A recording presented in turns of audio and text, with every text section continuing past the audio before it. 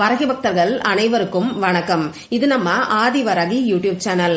வரகி அன்னையோட அருள் பரிபூரணமா எல்லாருக்குமே கிடைக்கணும்னு மனசார பிரார்த்தனை செஞ்சுக்கிட்டு நாம இந்த பதிவை ஆரம்பிக்கலாம்.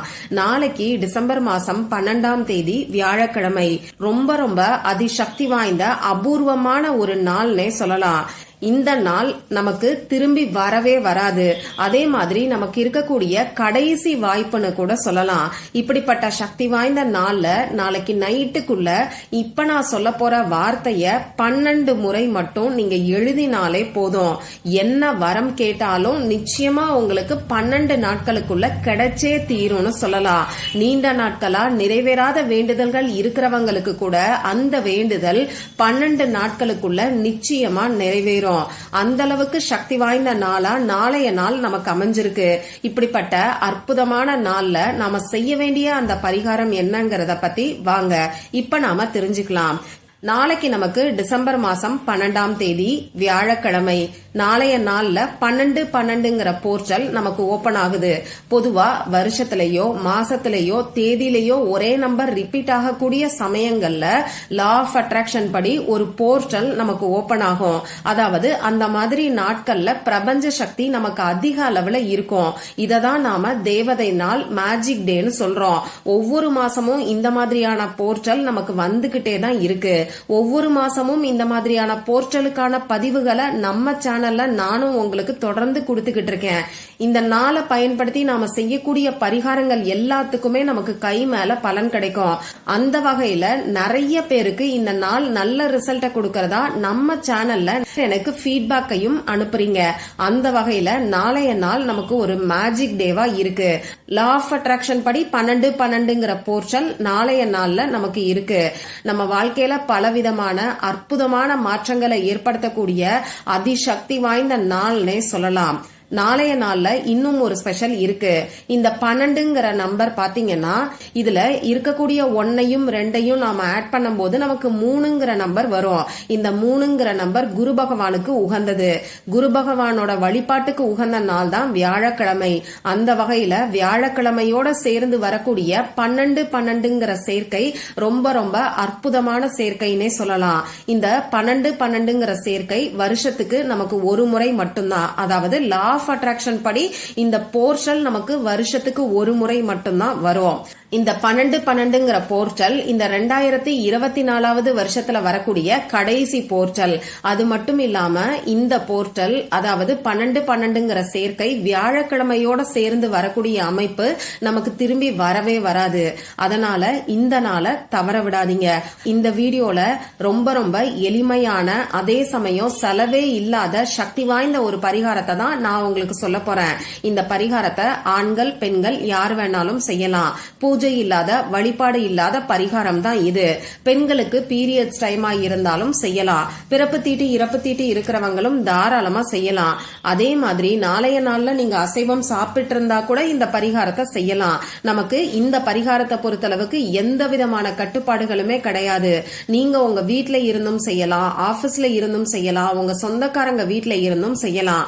ஆனா இந்த பரிகாரத்துல நீங்க கவனிக்க வேண்டிய முக்கியமான ஒரு விஷயம், ஏதாவது ஒரு வேண்டுதலுக்கு மட்டும் நீங்க செய்யுங்க. முக்கியமா உங்களுக்கு எந்த வேண்டுதல் நிறைவேறணும்னு நினைக்கிறீங்களோ, எந்த ஒரு கஷ்டம் தீரணும்னு நினைக்கிறீங்களோ அதுக்காக இந்த பரிகாரத்தை செய்யுங்க.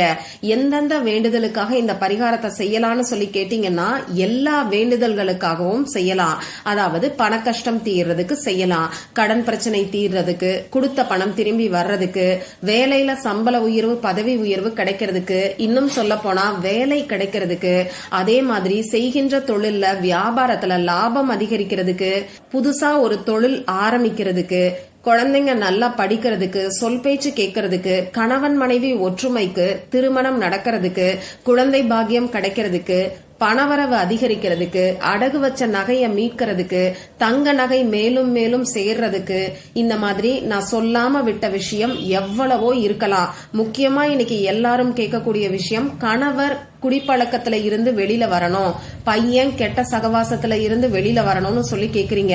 இப்படி இருக்கிறவங்க எல்லாருமே இந்த நாளை தவற விடாதீங்க. இதுக்கு தேவையான பொருட்கள் என்னன்னு பாத்தீங்கன்னா, எழுதுறதுக்கு கோடு போட்ட பேப்பர், கோடு போடாத பேப்பர் எதை வேணாலும் நீங்க யூஸ் பண்ணிக்கலாம்.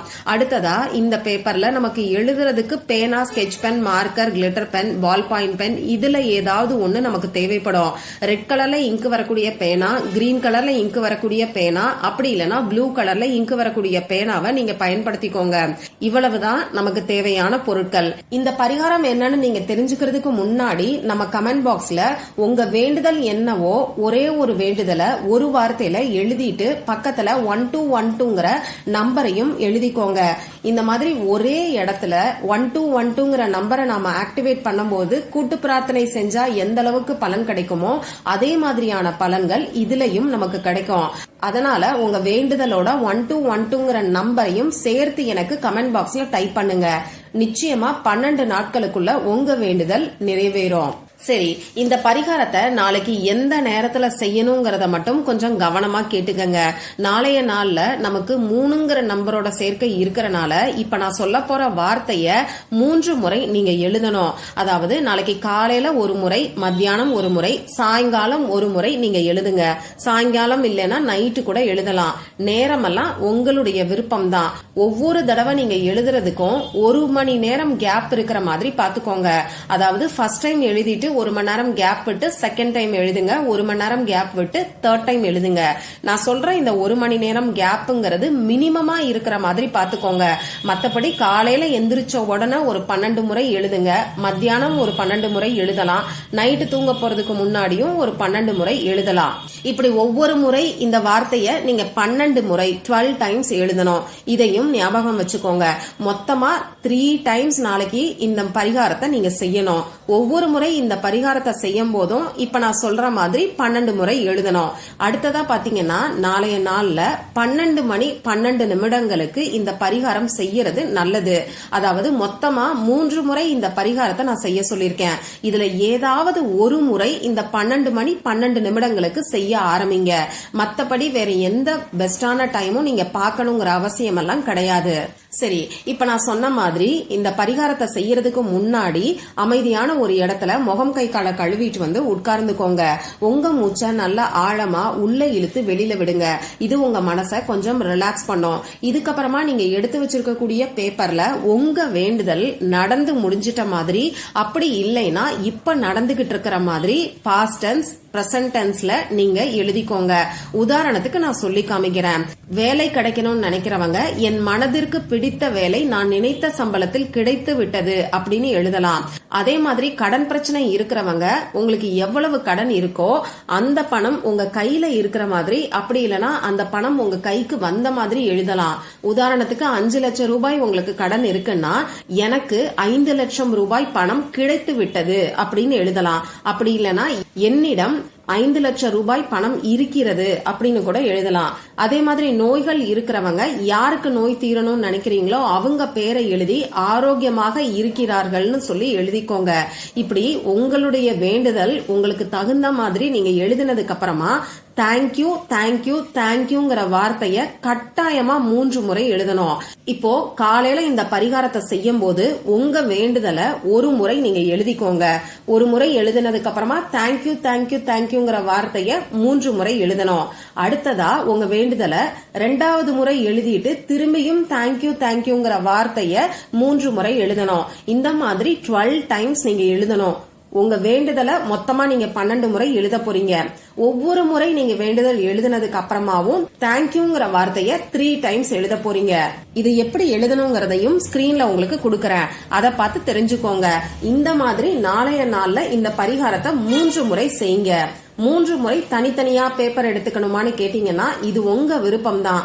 ஒரே பேப்பர்ல இடம் இருந்ததுன்னா அதுக்கு கீழே கூட தாராளமா எழுதலாம். இடம் இல்லைன்னா புதுசா இன்னொரு பேப்பரை எடுத்துக்கோங்க. சரி, நாளைய நாள்ல 3 முறை எழுதினதுக்கு அப்புறமா என்ன பண்ணணும்னா, இந்த பேப்பரை மடிச்சு பத்திரமா ஏதாவது ஒரு இடத்துல வச்சுக்கோங்க. இதுக்கப்புறமா இந்த பேப்பர் 12 நாட்களுக்கு அப்படியே இருக்கட்டும். இந்த 12 நாட்களுக்கும் நீங்க எழுதி வச்சிருக்கக்கூடிய வேண்டுதல் நிறைவேறதுக்கான முயற்சிகளை நீங்க தவறாம செஞ்சுக்கிட்டே இருங்க. இப்படி செய்யும் போது அதுல நிச்சயமா உங்களுக்கு வெற்றி கிடைக்கும். 12 நாள் முடிஞ்சதுக்கு அப்புறமா 13வது நாள், அதாவது டிசம்பர் மாசம் 24ஆம் தேதி காலையிலயோ நைட்டு நீங்க தூங்க போறதுக்கு முன்னாடியோ இந்த பேப்பரை எடுத்து எரிச்சிருங்க. எரிச்சிட்டு சாம்பலை இந்த பிரபஞ்சத்துக்கு நன்றியை சொல்லி உங்க வீட்டுக்கு வெளியில ஊதி விட்டுருங்க. இந்த பதிவுல உங்களுக்கு ஏதாவது சந்தேகம் இருந்ததுன்னா எனக்கு கமெண்ட் பாக்ஸ்ல கேளுங்க. அதை நான் உங்களுக்கு உடனே தெளிவுபடுத்துறேன். இந்த பதிவு உங்களுக்கு பிடிச்சிருந்தா லைக் பண்ணிட்டு உங்க ஃப்ரெண்ட்ஸ் அண்ட் ஃபேமிலி கூட ஷேர் பண்ணுங்க. இந்த மாதிரி அந்தந்த நாளுக்கும் நேரத்துக்கும் திதிக்கும் உரிய வழிபாடுகளையும் பரிகாரங்களையும் நீங்க மிஸ் பண்ணாம தெரிஞ்சுக்கிறதுக்கு நம்ம சேனலை மறக்காம சப்ஸ்கிரைப் பண்ணிட்டு பக்கத்துல இருக்கக்கூடிய பெல் ஐகானையும் பிரஸ் பண்ணிக்கோங்க. மற்றும் ஒரு பயனுள்ள பதிவுல நாம சந்திக்கலாம். நன்றி.